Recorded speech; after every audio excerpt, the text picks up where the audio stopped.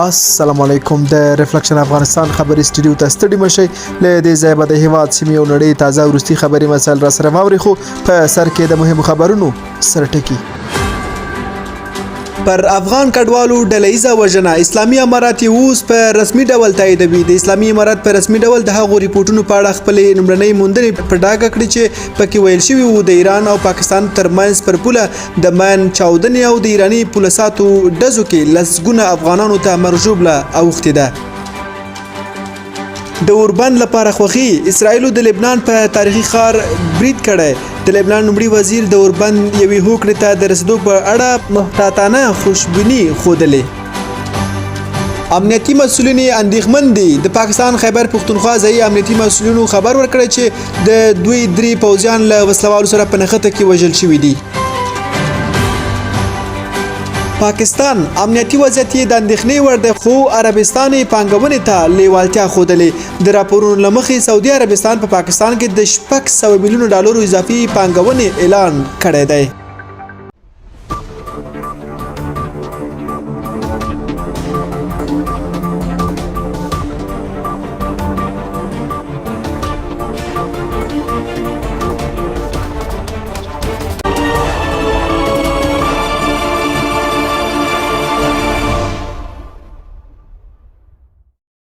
اوس هم پوره خبرونه د اسلامي امارات څېړونکو پلاوي تایید کړه چې د ایران کلکان کې پر افغانانو ډزې او چاودنې شوي دي د اسلامي امارات په رسمي ډول د هغو ریپورټونو په اړه خپلې لومړنۍ موندنې ډاګیزه کړې چې پکې ویل شوي وو د ایران او پاکستان ترمنځ په پوله د مین چاودنې او د ایراني پولساتو ډزو کې لسګونه افغانانو ته مرژوبله اوښتې ده نورحال د عبدالحمید فراز په دې راپور کې د اسلامي امارت مرستیال ویان ملا حمدالله فطرت نن پنجشنبې د یوې خبرپاڼې په خپرولو سره منلې چې د ایران په کلګان نومې دره کې پر یو شمېر افغانانو چاودنې او ډزې شوي دي ښاغلي فطرت ویلي تر دې مهاله د دې غمجنې پیښې د 2 تنو شهیدانو جسدونه او 34 تنه عیني شاهدان چې ځینې یې په پیښه کې ټپیان شوي د هیئت له لوري افغانستان ته لیږدول شوي دي په اعلامیه کې دا هم منل شوي چې ځینې نور زیانمن افغانان لا هم په ایران او پاکستان کې دي چې هیئت یې په موندلو او انتقالولو بوخت دي د اسلامي امارت لخوا ټاکل شوي پلاوي دا نه دي ویلي چې په دې پیښه کې په ټولیز ډول څو کسانو ته مرګ ژوبله اوښتې خو 2 اونۍ مخکې د دې پیښې په اړه لومړنیو ناتایید شویو ریپورټونو کې د ایران او پاکستان ترمنځ پر پوله د شاوخوا 250 افغانانو د وژل کېدو ادعا کېده د اسلامي امارت لخوا په خپره شوې خبرپاڼه کې ویل شوي چې وروستي جزئیات به د نورو څېړنو له پای ته رسېدو وروسته بیا خپاره کړي د اسلامي امارت لخوا د دې پیښې څېړنې لپاره د ټاکل شوي پلاوي مشري د دوی د کورنیو چارو وزارت امنیتي مرستیال ملا محمد ابراهیم صدر کوي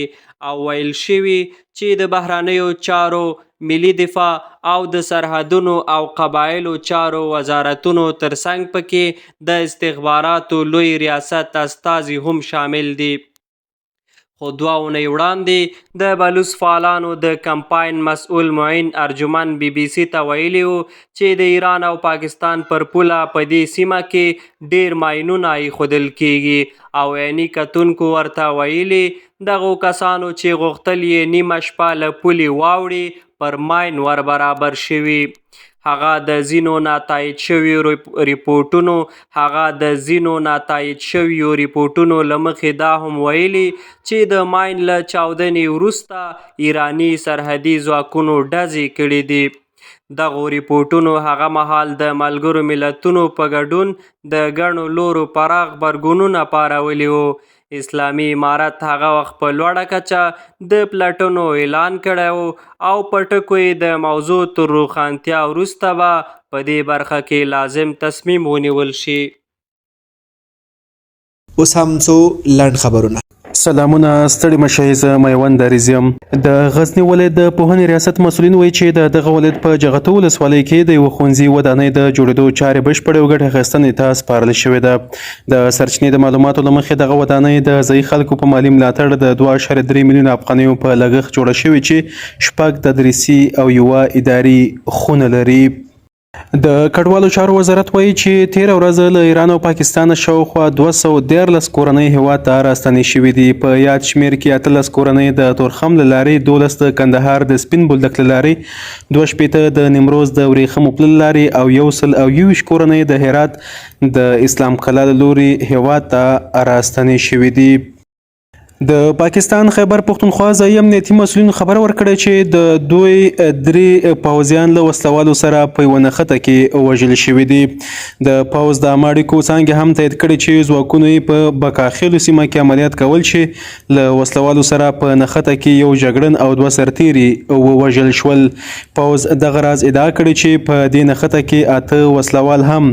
وژل شوي دي. د پکتیا ولایت د پوهنې ریاست مسؤلین وایي چې د دغه ولایت مرکز ګردیز په ګډون په 3 ولسوالیو کې د څه باندې 11 میلیونه افغانیو په لګښت د 6 ښوونځیو د بیا رغولو چارې بشپړې او ګټې اخیستنې ته سپارل شوي دي. د مسؤلینو په خبره دغه ښوونځي د 6 میاشتو په موده کې د یونیسف موسسې په مالي ملاتړ جوړ شوي دي.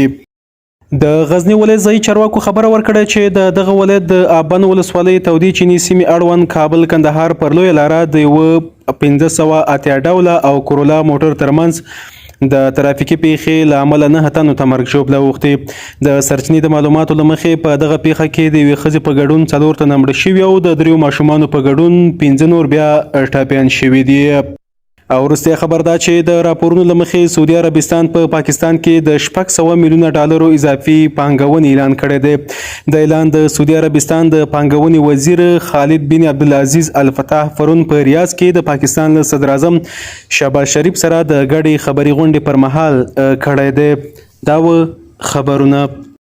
او اسرائیلو د لبنان پر تاریخي ښار بلباک بمباري کړي. د لبنان لومړي وزیر د اورباندې وی هوکړې ته د رسېدو په اړه په محتاطانه خوشبیني ښودلې ده. په لبنان کې د عامه روغتیا وزارت مسؤلین وایي اسرائیلي بمباریو کې د 8 ښځو په ګډون 19 کسان وژل شوي دي. نورحال د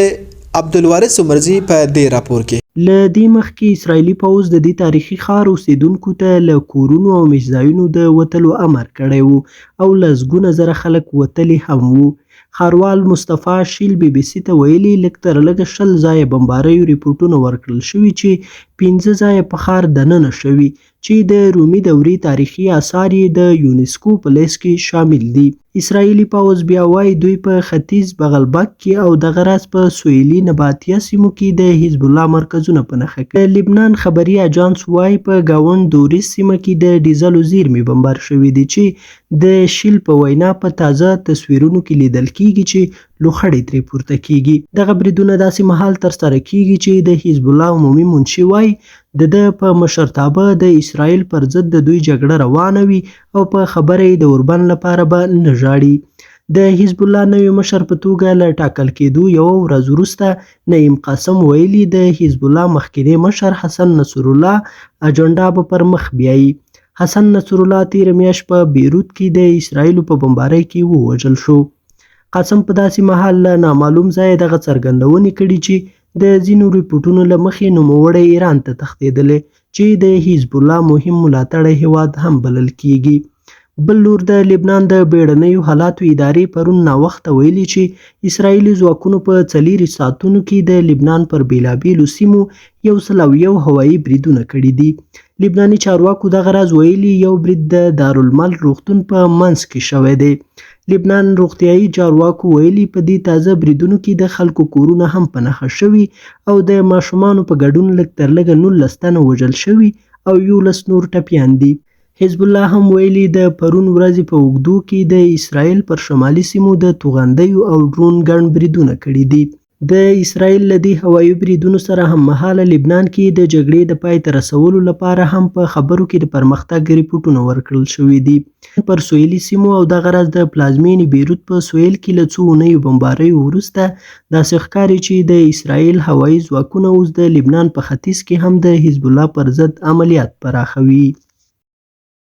د خپلو خبري او تخنیکي همکارانو په ډېرې مننې سره زموږ د خبري مسایل پر همدې ځای پای ته رسیږي. ښه وخت ولرئ. الله مو مل شه.